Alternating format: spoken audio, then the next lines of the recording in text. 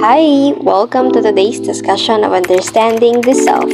I am Maricon Balanzo together with Miss Brianna Linchoco, Vanessa Jimenez, Baby Princess Rodolfo, and Ednesa Candia. We are going to be discussing with you about self-care and management. It says here, knowing yourself is not enough. Since who you are is partly made up of your choices, you must also have the ability to choose, especially to be a better you. Sabi nga nila, we are what we choose to be. We are just partly made up of the choices that we make. Therefore, in identifying ourselves or our identity, it is important that we make sure that our choices or preferences should make us a better person. In order to do so, we must have self-management and self-care. When we say self-management, it is the support that you give to help the people with difficult conditions that enables them to manage your health on an everyday basis. So self-management, from the word management, you are able to manage your tasks, manage your health, whether you have health problems. Self-care, on the other hand, is a lifetime habit and culture. So self-care is a part of your decision to take care of yourself and to prioritize yourself. So now when we talk about self-care, it involves the following. Healthy lifestyle such as physical activity and healthy eating to maintain a good health and the prevention of illnesses. It also involves responsible use of all medicine prescribed by doctor and non-prescribed. Self-recognition of symptoms, it involves assessing and addressing symptoms. Be aware of your body, know when you're stressed, and know when to stop, so that you can get the rest. Self-care also involves self-monitoring, which involves checking signs and symptoms for deterioration or improvement. So you have to check up on yourself. Like for example, you feel something's off with your body, with how you feel. And this might be indicators of a health condition, and you might want to seek advice to a health professional. Self-management. It includes being able to manage the symptoms of disease either alone or in partnership with healthcare professionals or other with the same health condition. So part of self-management is consulting with health professionals, especially when we are experiencing problems with our health. Good day everyone, I'm Vanessa Jimenez and I'm going to discuss the areas of self-care. Physical self-care, psychological self-care, and emotional self-care. Physical self-care. Physical self-care is about caring for your physical health. It involves movement of the body, health, nutrition, sleep, rest, physical touch, and sexual needs. Physical self-care is about activities that improve your physical health such as diet and exercise. It also means seeing a doctor when you are sick and taking time to rest. Physical self-care activities done for physical well-being. Sa madaling sabi, ito ay tungkol sa pangangalaga ng ating katawan. We can't focus or do anything improper if we are not in good shape. So, ang pangangalaga ng ating sarili ay napakahalaga upang magampanan natin ng maayos ang ating mga gawain sa araw-araw. Psychological self-care. Psychological self-care involves learning new things, applying consequential thinking, engaging intrinsic motivation, practicing mindfulness and creativity. Examples are try a new activity, reading a book, learning or teaching a new skills, doing a digital or social media detox, practicing mindfulness, make art or craft project, word search, take action on one thing you have been avoiding, service for others, drive home in silence, read about a new topic or genre, complete things on your to-do list. It does not really matter what tools you are using to enhance your psychological self-care, as long as you are doing something to push your boundaries and keep your brain active. The chances are you are on the right path, and your body and mind will thank you for your all efforts. And the last one on my topic is emotional self-care. Emotional self-care involves enhancing emotional literacy, navigating emotions, increasing empathy, managing stress effectively, and in developing compassion for self, and others. In dealing with your emotions, some may prefer talking with a counselor or a trusted friend. You can also find activities that would be your outlet for relaxation, like listening to music, landscaping, and making time for family. Emotional self-care example: start a journal, watch a funny movie, express your feelings, create new experience, learn to say no, accept compliments, smile more, cry it out, ask for help. Ang emosyon ay mahirap kontrolin, pero sa tamang pangangalaga sa ating emosyon, we can take control of it, and we would recognize ourselves, feel ourselves, and dedicate time to our mind and emotion. Better physical, mental, and health and well-being promotes positive health outcomes such as fostering resilience, living longer, and becoming better equipped to manage stress. Thank you. Hello everyone, I am Ednasa Bicandia and I am going to discuss about the social and spiritual self-care. First, social self-care involves our connections with other people and activities that nurtures and deepens the relationships with people in your life. It also means being mindful of how we manage our meaningful relationships while preventing social burnout. Social self-care is important because it encourages us to maintain a healthy relationship with ourselves to extend it to others. There are some examples of social self-care. First, spending time with family and friends. Meeting new people. Schedule playtime. Ask others for specific help and use social media in positive ways. Next is spiritual self-care. Spiritual self-care are activities that nurtures for your spirit and allows you to think bigger than yourself. Spiritual self-care does not have to be religious, although for some it is. Examples of spiritual self-care are meditation, practicing yoga, going to a place of worship, be in a nature, dedicate time for self-reflection. A practice in spiritual self-care quiets the mind and helps to calm the turbulence within living space to begin feeling and honoring what your heart yearns for, and having the courage to take the necessary action for good change. Spiritual self-care is an integral component of healing and is a source of strength in the presence of distress. It is at the heart of our well-being and enriches all the aspects of our life, such as physical, mental, emotional, and relational. That is all. Thank you.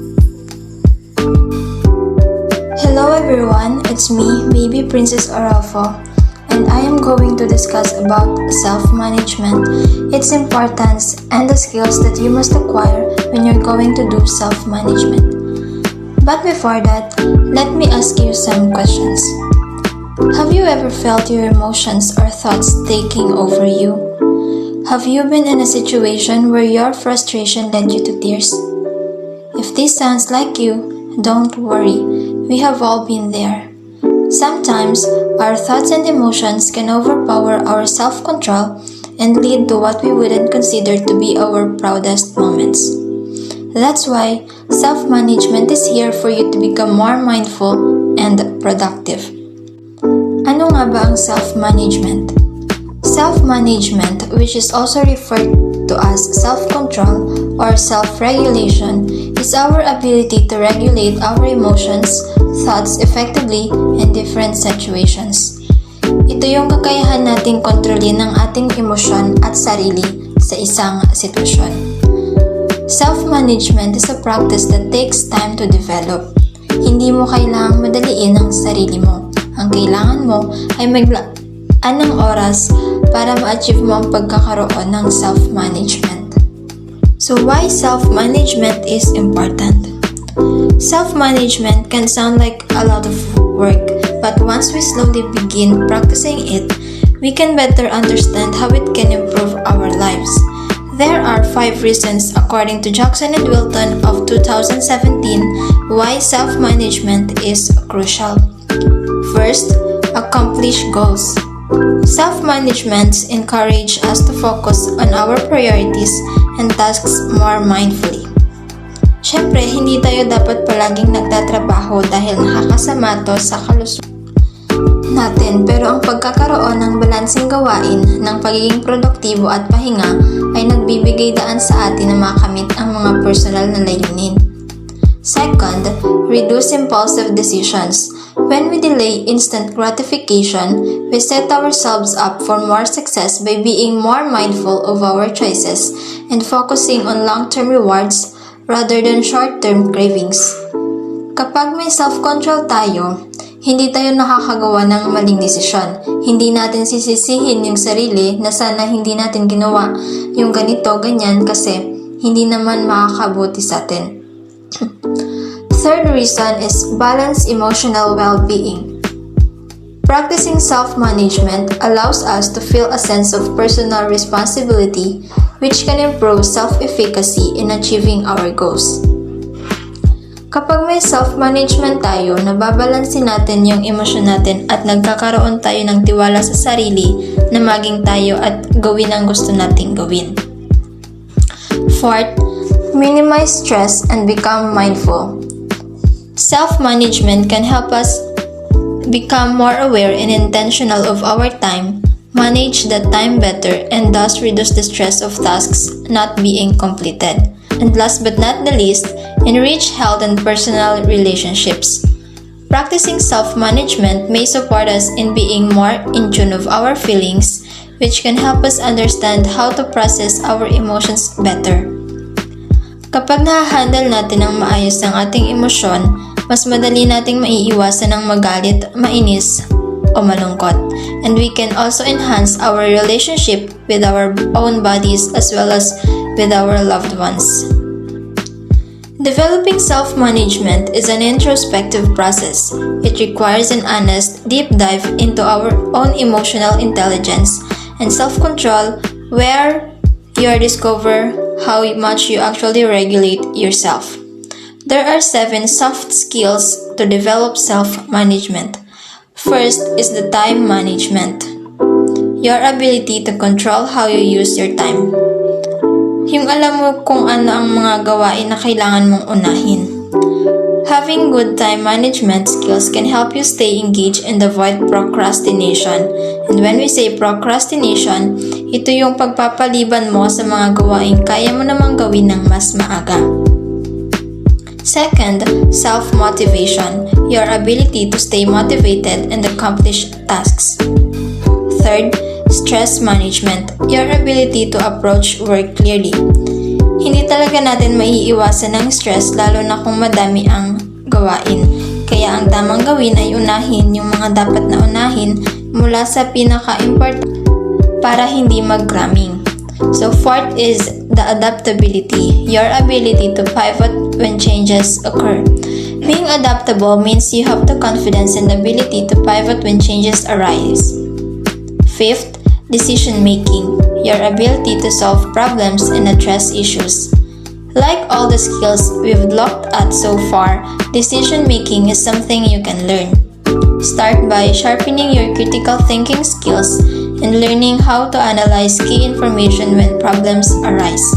And use data-driven decision-making to ensure your actions come from data rather than guesswork, so fewer issues will arise down the road. Sixth is goal alignment, your ability to align tasks with goals.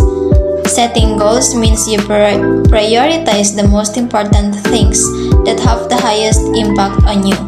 And last but not the least, personal development, your ability to grow. Personal development is a key in order to have a good self-management. So these 7 skills will help you to develop your self-management. That would be all for my topic. Thank you.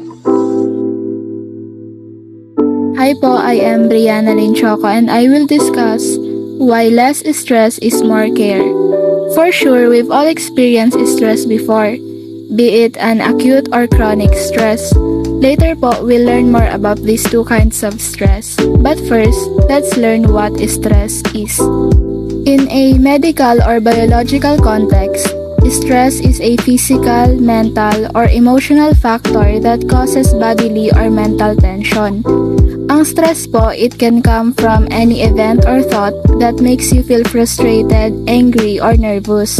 Yung tension po pala na nararamdaman natin dahil sa isang pangyayari o sa isang thought, yun po yung stress. Stress is our body's reaction to a challenge or demand. In short bursts, stress can be positive, such as when it helps you avoid danger or meet a deadline. But when stress lasts for a long time, it may harm your health. We already know what stress means, so let's learn about the two types of stress. Acute stress. This is a short-term stress that goes away quickly. Acute stress responses in young, healthy individuals may be adaptive and typically do not impose a health burden. This type of stress is more common na nararanasan natin. You feel it when you slam on the brakes, have a fight with your partner, or ski down a steep slope. It also occurs when you do something new or exciting. Lahat po tayo ay nakakaranas ng acute stress at one time or another. Another type of stress is chronic stress. This is a stress that lasts for a longer period of time. You may have chronic stress if you have money problems, an unhappy marriage, or trouble at work. Any type of stress that goes on for weeks or months is chronic stress. You can become so used to chronic stress that you don't realize it is a problem. If you don't find ways to manage stress, it may lead to health problems. Gaya nga po ng sabi kanina, when stress lasts for a long time, it may harm your health. What makes us stressed? Ito po yung kasama sa top 10 causes of stress from a recent survey.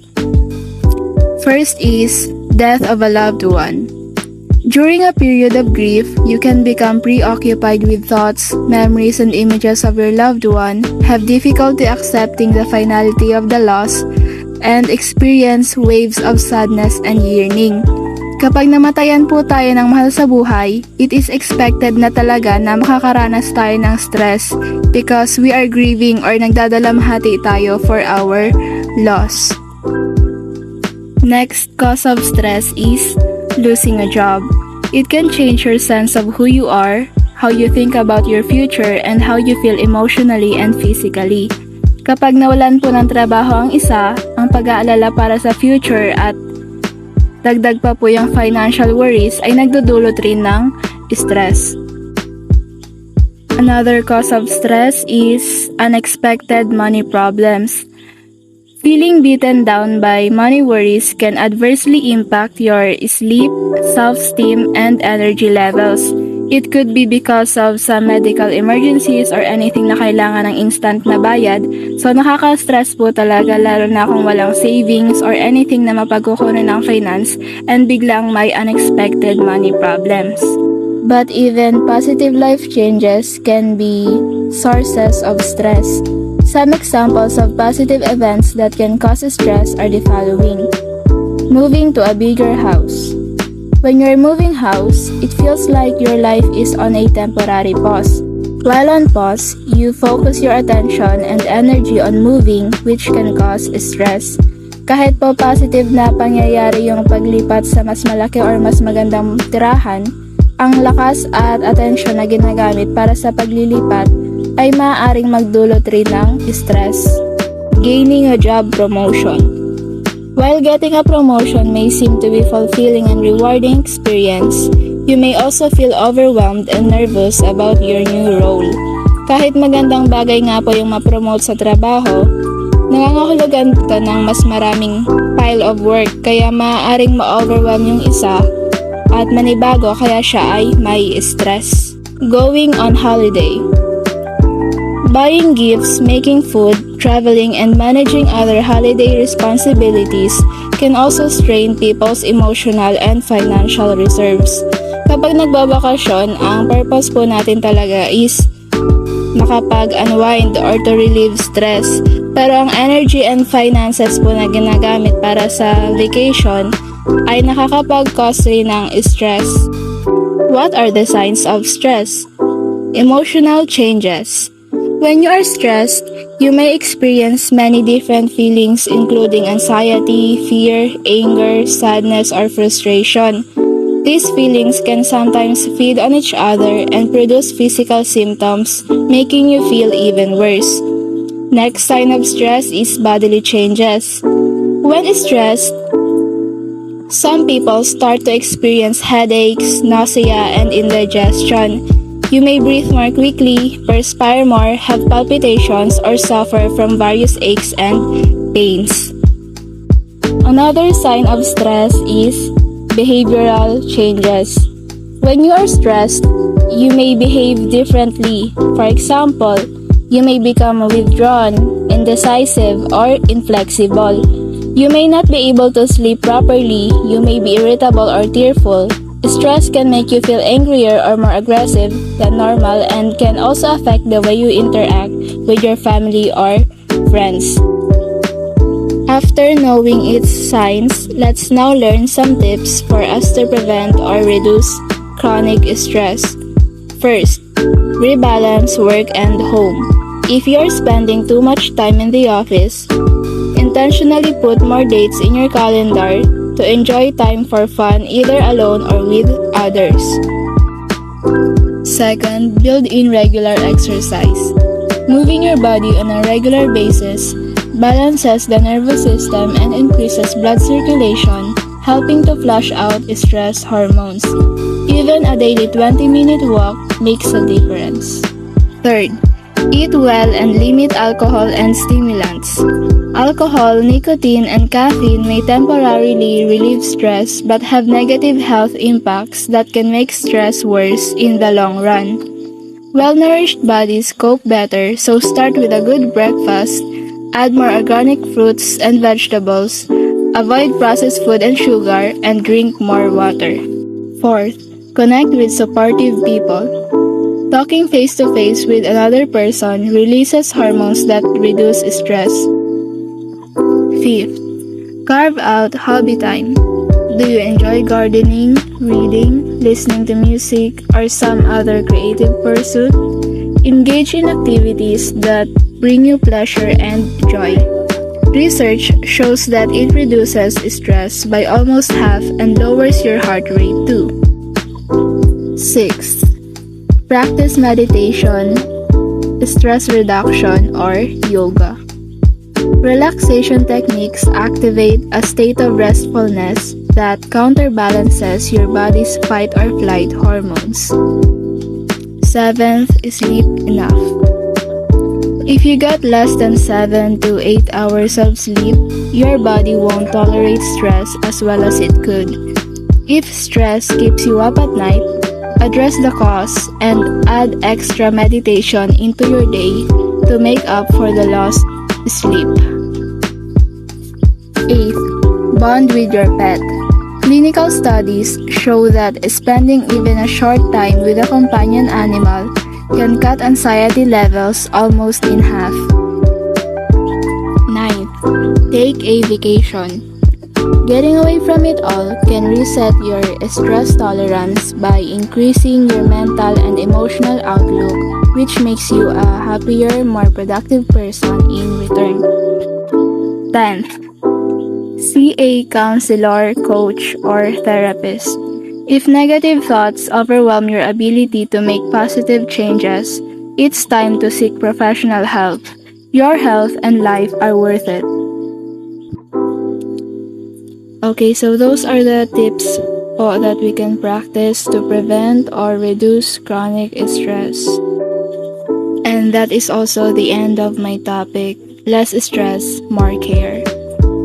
And to end our group's discussion, here's a quote by Audre Lorde. Self-care is not self-indulgence, it is self-preservation.